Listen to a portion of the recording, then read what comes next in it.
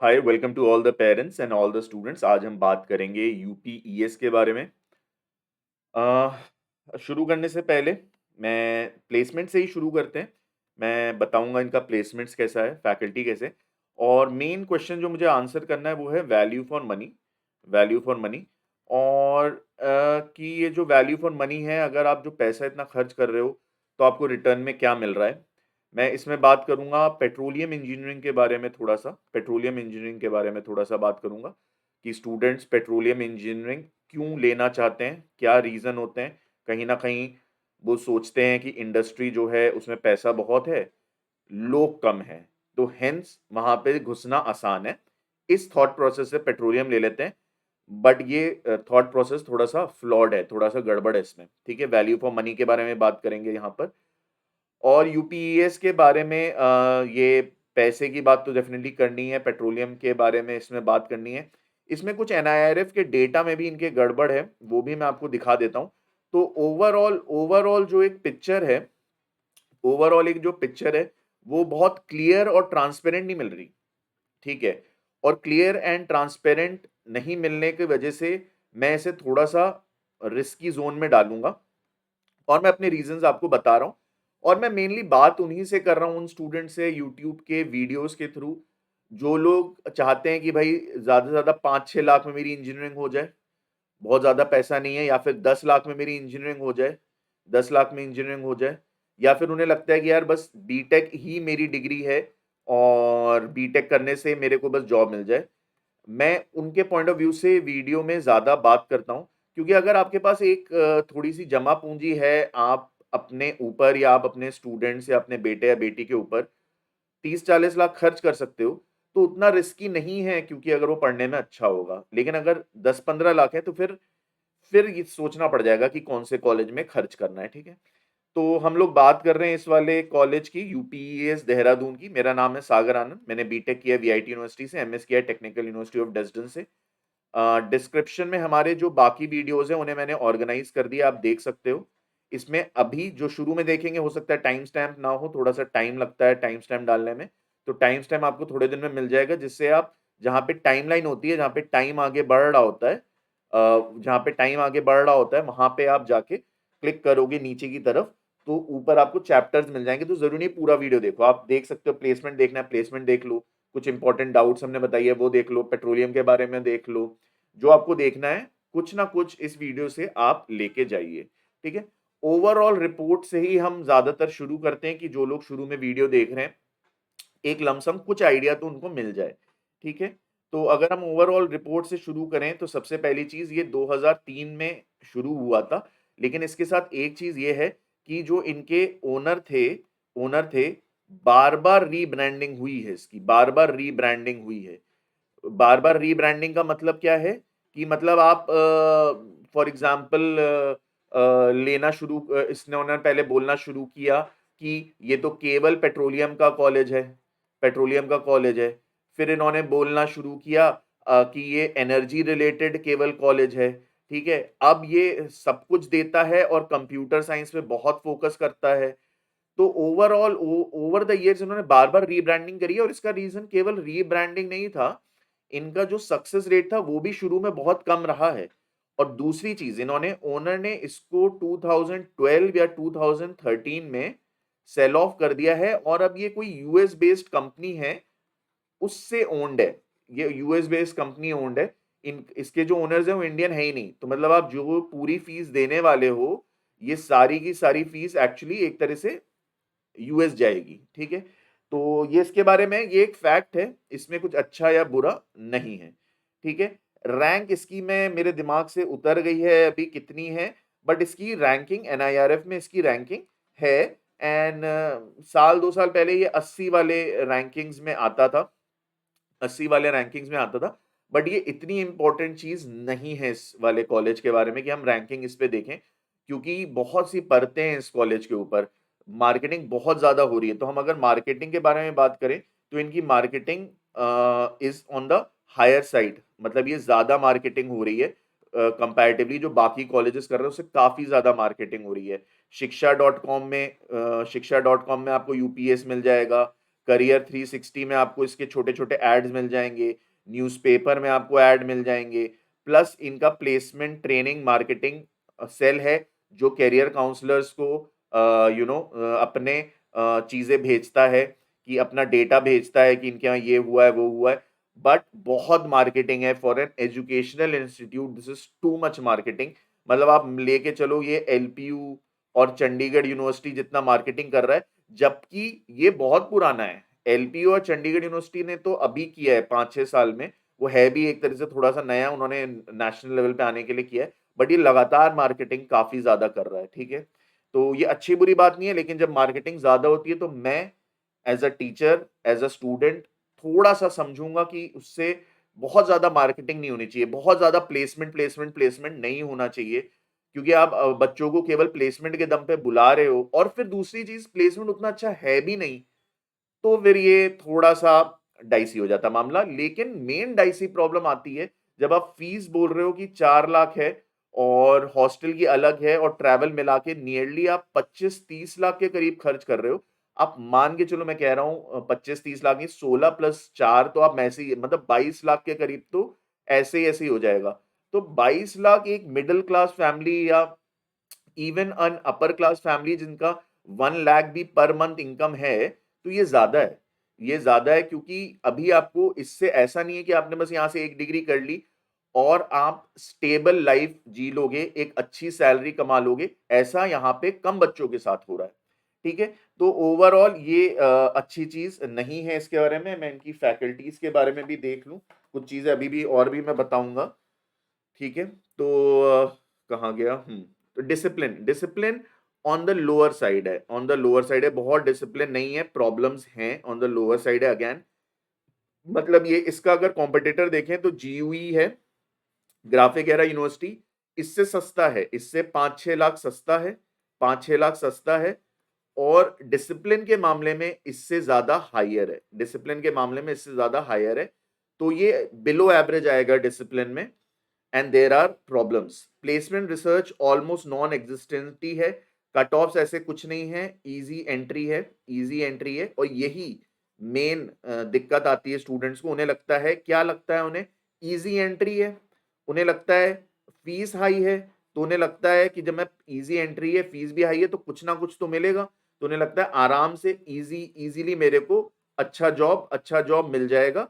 But ये जो है होता नहीं है, कम बच्चों के साथ हो रहा है, बहुत कम बच्चों के साथ हो रहा है। मतलब अब मान के चलो 2 से 5% बच्चों के साथ हो रहा है जिनको अच्छा जॉब यहां से मिल रहा है। ठीक है? अब इनका दूसरी बात करते हैं इनके प्लेसमेंट के बारे में। तो ये 2021 का है, ठीक है? 2021 में जो इनका डेटा है, 2018-19 और 2017-18 का देखिए कि 1500 1551 बच्चे हैं और 1110 का प्लेसमेंट हुआ है। यहाँ पे 1802 बच्चे हैं, यहाँ पे 1298 का हुआ है। लेकिन यही ईयर्स के लिए एक साल पहले का अगर डेटा आप देखोगे, जो 2020 का डेटा है, और अगर आप देखोगे वही वाला ईयर 2018, तो एक साल पहले इन्होंने इतने ही बच्चे दिखाए थे। देखिए 18-19 में 1802 इतने ही बच्चे दिखाए थे, 1802, और प्लेसमेंट दिखाया था 578 का, दैट इज 30% प्लेसमेंट, 30% प्लेसमेंट। और नेक्स्ट टाइम जब इन्होंने डेटा दिया तो ये एकदम से 1298 हो गया डेटा, और ये 4 लाख हो गया। अब जो भी इसका रीजन दिया उसका क्लैरिफिकेशन तो यहाँ है नहीं, ठीक है? लेकिन 25 लाख रुपए मैं ऐसे तो डाल नहीं दूंगा। अगर आप मेरे से पूछो तो मैं इस डेटा के साथ 25 लाख रुपए तो नहीं डाल सकता।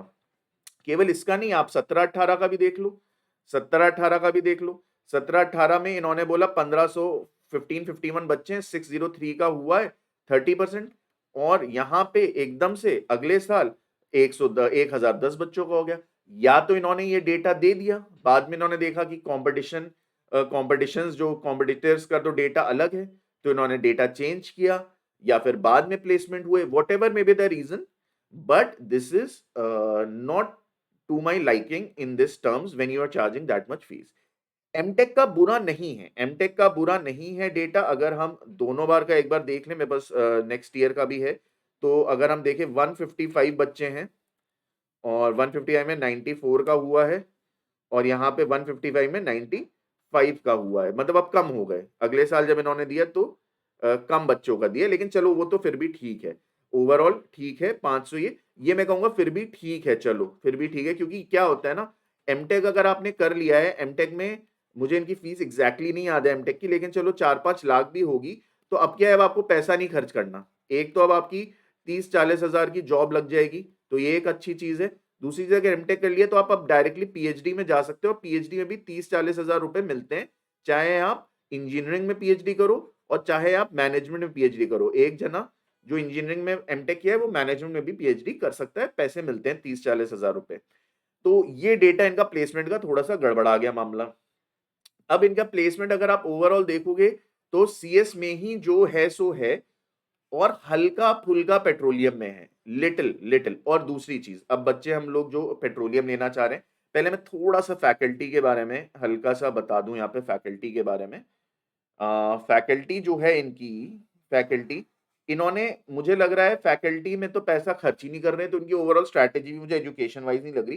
क्योंकि अगर आप इनकी फैकल्टी देखिए तो आईआईटी रुड़की की फैकल्टी है दो, दो, ठीक है, एनआईटी जालंधर की फैकल्टी है दो, फिर इनके पास यूपीएस से ही पढ़े हुए फैकल्टी है। तो जहां पे खुद के पढ़े हुए फैकल्टी होते हैं, वहां से तो वैसे ही मैं उस कॉलेज से थोड़ा सा हल्का सा सोचता हूँ उसके बारे में।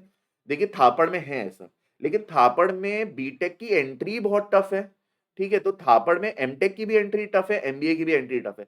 यहाँ पे इजी है, इसलिए यहाँ पे यहीं से पढ़े हुए बच्चे और यहीं पढ़ा रहे हैं, वो थोड़ा सा मेरे को इतना अच्छा नहीं लगा। और जो इनकी पीएचडीज हैं ओवरऑल, जितना ये सैलरी फीस चार्ज कर रहे हैं उसके हिसाब से जो इनकी पीएचडीज जहां से इनके फैकल्टी की है, तो बहुत ही एवरेज कॉलेजेस से पीएचडी करे हुए हैं। I am not saying this is a judgement कि वो बुरा पढ़ाते होंगे, बट जो उनके कॉलेजेस की रैंकिंग है जहां से उन्होंने पीएचडी करी है, वहां पे पीएचडी लेना is comparatively easier when you when you do it in an IIT Kanpur, IIT Mandi, or even IIT Hyderabad, any IITs or NITs, it is much easier जहां से इन्होंने लिया है। तो ओवरऑल एजुकेशन की क्वालिटी को भी मैं इस लेवल पे नहीं रखूंगा इनकी कि आप इतनी ज्यादा फीस चार्ज करो, ठीक है। फिर आते हैं हम लोग पेट्रोलियम के ऊपर। पेट्रोलियम में लिटिल प्लेसमेंट्स, थोड़े प्लेसमेंट्स हैं। दूसरी चीज, आप पेट्रोलियम में जाने से पहले सोच लो, ठीक है, थिंक वेरी नाइसली, बहुत अच्छे से सोच लो, थिंक। दूसरी चीज, कुछ और कॉलेजेस भी हैं, पीडीपीयू है, पीडीपीयू है, अगर आपको जाना है वो भी जरूर चेकआउट करो, यूपीएस जबकि उससे अच्छा माना जाता है।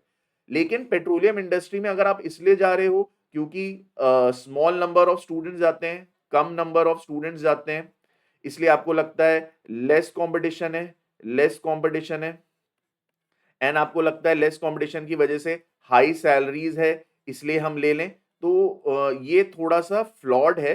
फ्लॉड है क्योंकि सबको हाई सैलरीज नहीं मिलती हैं। दूसरी चीज आप ये भी याद रखो, पेट्रोलियम इंडस्ट्री डिक्लाइनिंग इंडस्ट्री है, राइजिंग इंडस्ट्री नहीं है। ये उल्टा चल रहा है, इसका इसका उल्टा चल रहा है। अब लोग पूरे के पूरे लोग ऑल्टरनेटिव फ्यूल्स के ऊपर काम बहुत ज्यादा कर रहे हैं, ऑल्टरनेटिव फ्यूल्स के ऊपर बहुत ज्यादा काम हो रहा है, प्लस रिन्यूएबल एनर्जी के ऊपर बहुत ज्यादा काम हो रहा है। और ये नहीं केवल कि रिसर्च लेवल पे, ये सब कमर्शियल मार्केट में आपको प्रोडक्ट्स मिल जाएंगे ऐसे जो रिन्यूएबल एनर्जी पे चल रहे हैं, या फिर इलेक्ट्रिक व्हीकल्स पे भी काम हो रहा है। तो पेट्रोलियम इंडस्ट्री डिक्लाइनिंग इंडस्ट्री है, उल्टा जा रही है, राइज नहीं कर रही है। तो आप ये मत सोचना कि आपने बस पेट्रोलियम कर लिया तो अब हो गया।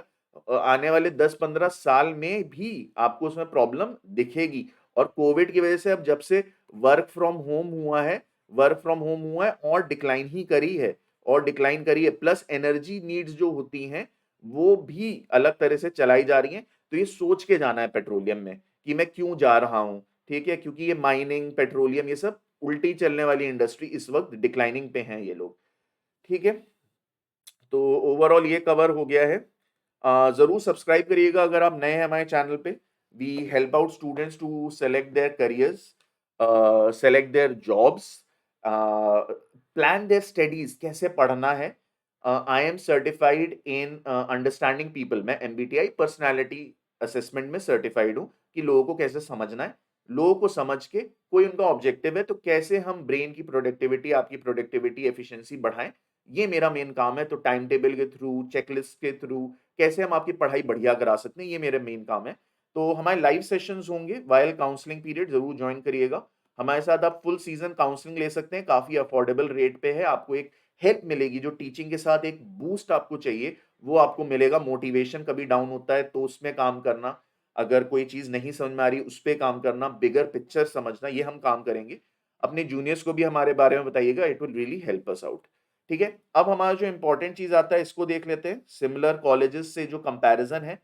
अगर मैं जी यू से कंपेयर करूंगा, ठीक है, तो मैं इधर इधर वो कॉलेजेस लिखता हूँ, लेफ्ट साइड पे वो कॉलेज लिखता हूँ जिनको मैं इससे यूपीएस से अच्छा मानूंगा। तो जी यू को मैं अच्छा मानूंगा, क्यों? In terms of discipline, in terms of discipline, in terms of overall, चाहे एनआईआरएफ रैंकिंग में पीछे हो, लेकिन इन ओवरऑल स्किल डेवलपमेंट में मैं ऊपर मानूंगा। ज्यादा काम हो रहा है स्किल डेवलपमेंट में बच्चों को सिखाने पे, तो मैं ऊपर मानूंगा। डीआईटी को मैं ऊपर मानूंगा, किस वजह से? फीस की वजह से। आपको फीस, लेस फीस है इसलिए मैं ऊपर मानूंगा। क्वांटम को मैं नीचे मानूंगा, केवल इस वजह से कि वैसे तो क्वालिटी ऑफ एजुकेशन ऐसा नहीं है कि यूपीएस की बहुत अच्छी है और क्वांटम की बहुत कम है, ऐसा नहीं है, बिल्कुल भी नहीं है। बस क्वांटम को मैं इसलिए यहां पे नीचे मानूंगा क्योंकि ये सस्ता तो है ही, it is less fees, it is less fees, ये तो है ही, सस्ता है। लेकिन वहां पे इसकी जो रेपुटेशन है क्वांटम की, वो यूपीएस से काफी नीचे आ जाती है। ठीक है, तो जिस तरह के बच्चे आ रहे हैं वो थोड़ा अलग हो जाता है। एलपीयू को मैं नीचे मानूंगा क्योंकि एक चीज है, एलपीयू में बहुत ज्यादा बच्चे हैं, बहुत ज्यादा क्राउड है। मतलब वहां पे, यहाँ पे अगर 1800 बच्चे हैं तो वहाँ 4000 बच्चे हैं, मतलब डबल से ज्यादा। ठीक है, सीयू को भी मैं यहाँ रखूंगा, ये मतलब this is less than less than UPS, ये सारे लेस देन यूपीएस है। बीएमएल को मैं यहां रखूंगा, बीएमएल जो है बेटर है। These are colleges which are better, ये वो कॉलेजेस हैं जो बेटर हैं यूपीएस से, तो बीएमएल को यहां रखूंगा। बेनेट को आप बराबर मान सकते हो, लेकिन यार पता है, मैं ओवरऑल अगर मैं इससे पूछना, मैं फिर भी बेनेट को यहीं बेटर मानूंगा, क्योंकि बेनेट में जो क्वालिटी ऑफ एजुकेशन है, पैसे ज्यादा हैं लेकिन क्वालिटी ऑफ एजुकेशन ज्यादा अच्छी है, टीचर्स ज्यादा क्वालिफाइड मेरे को वहां पे दिख रहे हैं। ठीक है, केआईटी, मणिपाल, ये तीनों कॉलेजेस तो यार डेफिनेटली इससे अच्छे आएंगे, डेफिनेटली इससे अच्छे आएंगे। यहाँ अगर एडमिशन नहीं हो रहा है तभी तुम यूपीएस के बारे में सोचो। अगर यहाँ एडमिशन तुम्हें वीआईटी में कैटेगरी 4 में भी मिल जा रहा है तो भी तुम्हारी फीस तो सेम ही पड़ रही है, यहाँ पे ज्यादा ले लो। मैं तो यहाँ दूंगा, वीआईटी भोपाल में भी अगर तुमको मिल रहा है कैटेगरी 3 में तो यूपीएस से बेटर आएगा वो वहां पर। ठीक है, तो सीएस के अलावा तो मैं बिल्कुल कहूंगा ही नहीं यूपीएस में कुछ रहना, क्योंकि बहुत महंगा है, बहुत महंगा है। जब तक हमारे पास और 20 लाख नहीं है तब तक नहीं लेना है। महिंद्रा फिर मैं कहूंगा बेटर है, क्योंकि फीस सेम है और फिर इसकी क्वालिटी ऑफ एजुकेशन अच्छी है, प्लस ये हैदराबाद में है, तो हैदराबाद में होने की वजह से काफी सारी कंपनीज वहां पे हैं। तो कौन से कॉलेजेस जो हैं अच्छे मैं मानूंगा इनमें से, कहाँ गया ये, कहा, अरे चेंज ही नहीं हो रहा है, ओके यस। तो ये बेटर, मतलब कौन से ऐसे कॉलेजेस हैं जो यूपीएस से अच्छे हैं? GU, DIT because of less fees, BML because वो एक इंडस्ट्री का कॉलेज है, बेनेट क्वालिटी ऑफ एजुकेशन अच्छी है, केआईटी, मणिपाल, वीआईटी में इवन वीआईटी भोपाल, और मणिपाल में इवन वीआईटी मणिपाल जयपुर, ये सब मैं मानूंगा अच्छे हैं यूपीएस से। महिंद्रा हैदराबाद, महिंद्रा को भी मैं मानूंगा अच्छा है।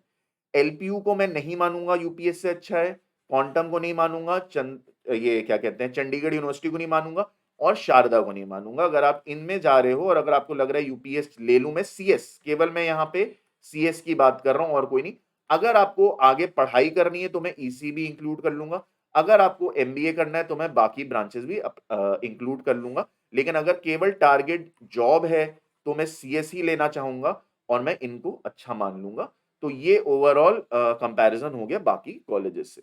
तो जो नए हैं जरूर सब्सक्राइब करिएगा, हमारे लाइव सेशंस होंगे काउंसलिंग पीरियड के वक्त, हमारे साथ फुल सीजन काउंसलिंग भी ले सकते हैं। Do tell your juniors to help us out. Special doubts ले लेते हैं यहाँ पे, जो बच्चे लगातार पूछते हैं कि is it good for petroleum, ये मैं कहूंगा गुड है, बट इनके प्लेसमेंट हाइप्ड है। वो तो आप मान के चलो यार, सारे कॉलेजेस हाइप प्लेसमेंट दिखाते ही हैं। हाइप प्लेसमेंट एक दिखाना होता है और एक थोड़ा सा डेटा को मैनिपुलेट करना होता है, तो मैनिपुलेट तो डेटा को सब करते हैं, कौन से कॉलेजेस नहीं करते? वो आईआईटी नहीं करता, एनआईटी नहीं करता, ट्रिपल आईटी नहीं करता, बिट्स नहीं करता, उसके अलावा जितने कॉलेजेस हैं मैं कहीं ना कहीं मानूंगा मणिपाल भी नहीं करता अपने उसको मैनिपुलेट, नहीं तो बाकी कॉलेजेस कुछ ना कुछ मैनिपुलेट करते हैं। For example percentage placement manipulate कर देंगे, हाँ, एवरेज एवरेज जो है उसको मैनिपुलेट कर देंगे, मल्टीपल ऑफर उसमें इंक्लूड कर देंगे, तो मैनिपुलेट करता है। दूसरा है हाइड, कि कुछ ज्यादा ही दिखाता है और जो कमियां हैं वो छुपाता है, तो वो यहाँ पे हाइप्ड है। Is it worth the money? तो ये मेरा आंसर रहेगा no, until unless you have at least 20 plus lakh 20 plus lakh more, then how much are they invested in marketing? Too much for an educational institute, they're too much invested into marketing. And lot of Quora reviews are from students. तो इसमें Quora reviews में क्या है, या तो either they are too positive, तो वो तो होना ही नहीं है, टू पॉजिटिव का तो मतलब ही नहीं है कुछ, की इतना ज्यादा पैसा दे के इतने कम जॉब मिल रहा है तो टू पॉजिटिव, वो भी एजुकेशन उतनी अच्छी नहीं है। दूसरी चीज क्या, टू पॉजिटिव में वो लिख क्या रहे हैं, उनका जो कंटेंट है कि वो लिख क्या रहे हैं, वो बहुत एब्स्ट्रैक्ट लिख रहे हैं, एब्स्ट्रैक्ट लिख रहे हैं। वो कैसे शब्द यूज कर रहे हैं, वो शब्द यूज कर रहे हैं बस, हाँ गुड है, वो बस ये बोल दे रहे हैं हाँ हमारा प्लेसमेंट एक दो लोगों का बहुत अच्छा हुआ था। तो जिनका प्लेसमेंट अच्छा हुआ है उनको तो अच्छा लगेगा ही ना, जिनका नहीं हुआ है या कम का हुआ है उनसे पूछना है। तो ये तो टू पॉजिटिव है, ठीक है, टू पॉजिटिव है, ये तो नहीं माना जा सकता किसी इस रिव्यू के लिए। ओवरऑल एक फील नहीं आ रही, जो वर्ड्स यूज करे जा रहे हैं वो नहीं बता रहे सही चीज। और या तो फिर टू नेगेटिव है, टू नेगेटिव है, तो कहीं ना कहीं आप पढ़ोगे तो आपको लगेगा कि ये तो बहुत ज्यादा है। कुछ जो है काफी डिटेल रिव्यूज हैं, काफी डिटेल रिव्यू हैं। एक मैकेनिकल के स्टूडेंट का रिव्यू है, काफी ज्यादा उसने स्पेसिफिक चीजें बताई हैं, मैकेनिकल का स्टूडेंट है, कि किस तरह से टीचर्स ट्रीट कर रहे थे उसको, किस तरह से एजुकेशन पे उतना ध्यान नहीं था। तो ये कुछ रिव्यूज जो हैं ये रियलिस्टिक लग रहे हैं, जिस तरह के वर्ड्स यूज हो रहे हैं वो लग रहे हैं। आप खुद रिव्यू लिख के देखो ना, आप खुद देखो रिव्यू लिख के, कि अगर आपको किसी चीज को अच्छा बोलना है, अब इंप्रेस करने के लिए आप वहां खुद ही पढ़ रहे हो, आपको इंप्रेस करना है तो आप कैसे लिखोगे? आपको अच्छा बोलना है, अच्छा बोलना है, लेकिन आपको अच्छा वो लगता नहीं है तो आप कैसे बोलोगे? आपको बुरा बोलना है बट आपको लगता है कि मैं फैक्ट्स बताऊं, मैं फैक्ट्स के साथ बताऊं, ऐसा केवल बुरा है बुरा ऐसा ना बोलूं, तो आप कैसे लिखोगे? आप वो दिमाग में रख के कोरा रिव्यू पढ़ो। ओवररेटेड है, डेफिनेटली डेफिनेटली डेफिनेटली ओवररेटेड है। Not an easy way out, जो ये सोच रहे हैं बस हाँ आराम से दे देते हैं यार, 25 लाख का कॉलेज है, खूब पैसा दे रहे हैं, कुछ ना कुछ तो करा ही देगा, ये सोच यहाँ पे जाने के लिए सही नहीं है। Student who think it will be easy to get a job because you are paying high fees, this is the wrong thought process for this type of college. This can work in Mahindra, this can work in Mahindra, this can work in a college like BML, this can work maybe in a college like Manipal Jaipur or even Manipal, but this cannot work in UPS. They are not of in the same zone in terms of numbers of year they have spent there. Their ownership has changed, so you have to be very careful. I think so. This is overall. तो कौन से tier में हम इसे finally रखेंगे? हम इसे tier 1 में नहीं रखेंगे, टीयर 2 में नहीं रखेंगे, नेशनल प्रेजेंस में कम रखेंगे। नेशनल प्रेजेंस टीयर 3 में ही ये जाएगा, ये यहाँ पे यूपीएस में ही आएगा, यूपीएस यहीं आएगा, शारदा के साथ साथ ही आएगा, तो इस वाली रेंज में आएगा। तो इस वाली रेंज में आप मानो दिखा क्या रहे हैं, ये हाईएस्ट प्लेसमेंट, ये हमारे लिए इंपॉर्टेंट है ही नहीं, ठीक है। और हमारे लिए मेन है कि कितने बच्चों को 10 लाख के ऊपर मिल रहा है, तो 2 से 5% बच्चे, तो 2 से 5% बच्चे कितने हुए? अगर इनके वहां 1800 बच्चे हैं तो तकरीबन इनके वहां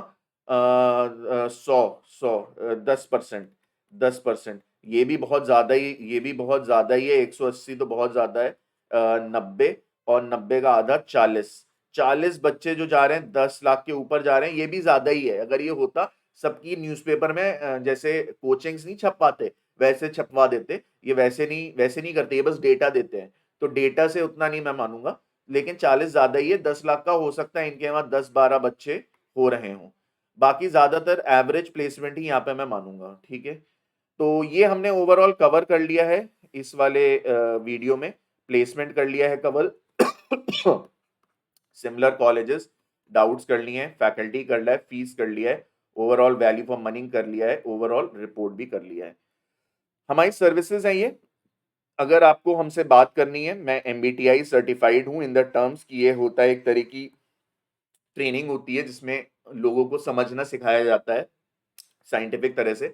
तो मैं पर्सनालिटी को समझता हूँ और किसी की पर्सनालिटी को एक साइंटिफिक तरह से कैसे समझना है, फिर उसके बेसिस पे ही अगर आपको कोई गोल सेट करना है, जैसे कि अगर आपको कोई एग्जाम क्लियर करना है, तो कभी कभी मोटिवेशन कम हो रहा है, पढ़ाई कैसे शुरू करूं, कैसे करूं, कैसे टाइम टेबल बनाऊं, कैसे स्टिक करूं, इसका साइंटिफिक तरीका क्या रहेगा और हम क्या सपोर्ट दे सकते हैं, ये हम एक करते हैं काम इस पे। दूसरी चीज, अगर आपको करना है करियर प्लानिंग, तो अपने करियर को कैसे प्लान करें, कैसे डिस्ट्रैक्शन से बचें, कैसे मैक्सिमाइज करें आउटपुट, ये हम काम करते हैं। तो यूनिवर्सिटी सेलेक्ट करना हो, करियर को सेलेक्ट करना हो, ये 45 मिनट का भी कॉल होता है, आधे घंटे का भी कॉल होता है और 1 घंटे का भी होता है। 45 मिनट से 1 घंटे, 1 आवर का भी कॉल होता है। ठीक है। हम लोग की services personality testing and career counselling, इसमें हम पूरे करियर्स के बारे में बात करते हैं। ठीक है। प्लस करियर प्लानिंग कराते हैं पूरी, करियर प्लानिंग कराते हैं पूरी, करियर प्लानिंग कराते हैं पूरी। एंड प्लस जैसे मैंने आपको बताया, क्योंकि मैं मेरा एक्सपर्टीज इसी में है कि मैं लोगों को समझूं, तो हम इसमें आपको कोई भी गोल जो आप सेट करो, कोई भी एग्जाम का गोल आप सेट करो, उसमें क्या पढ़ना है, हाउ टू स्टडी, कैसे पढ़ना है क्लास 10 से लेके पीएचडी तक, how to study, how to study, how to study, what to study, what to study, what to study, what to study, how to keep yourself motivated and how to achieve your goal. ये पूरे steps हमारे लगातार रहते हैं, बहुत ही reasonable रहता है, बस हम एक सपोर्ट का पैसा लेते हैं, बहुत रीजनेबल रहता है। तो चॉइस फिलिंग का हम अलग से लेते हैं, ये भी हमारी सर्विसेज में आता है। अगर आपको कोई भी प्रेफरेंस लिस्ट भरनी हो कहीं की भी, जेई मेंस की बेसिकली होती है, या फिर प्रीमियर कॉलेज सिलेक्शन पैकेज करना हो टू योर बेस्ट कॉलेज या टू योर बेस्ट करियर, ये आप हमारे डिस्क्रिप्शन में देख सकते हैं। ये मेरे क्रेडेंशियल्स हैं with MBTI certification in understanding personality, and ये हमारी को फाउंडर हैं। So do subscribe, live sessions attend करिएगा, take full season counselling and also tell us your juniors to help us out. ठीक है। So thank you very much, this is Sagar Anand, your career counsellor. Thank you very much.